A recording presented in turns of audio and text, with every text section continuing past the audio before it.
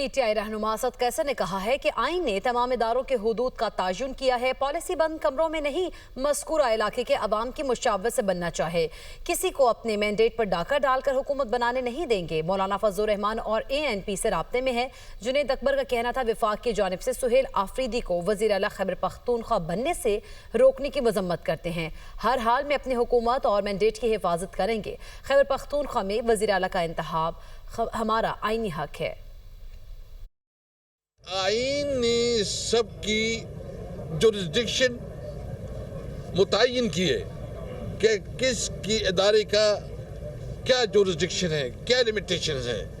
ہم سب نے اپنے حلف کے مطابق اپنی قانونی حیثیت میں رہ کے اپنا کام کرنا ہے۔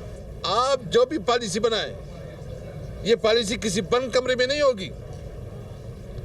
یہ پالیسی جس علاقے کی عوام کے اوپر آپ پالیسی کی امپلیمنٹیشن کرتے ہیں، اس علاقے کی عوام کی مشاورت سے بنائیں۔ اگر کوئی یہ سمجھتا ہے کہ وہ ہمارے حقوق پہ ڈاکہ ڈال کے کوئی ناجائز طور پر حکومت بنائے، تو ہم یہ وعد کرتے ہیں کہ انشاءاللہ کوئی حکومت نہیں کر سکے گا۔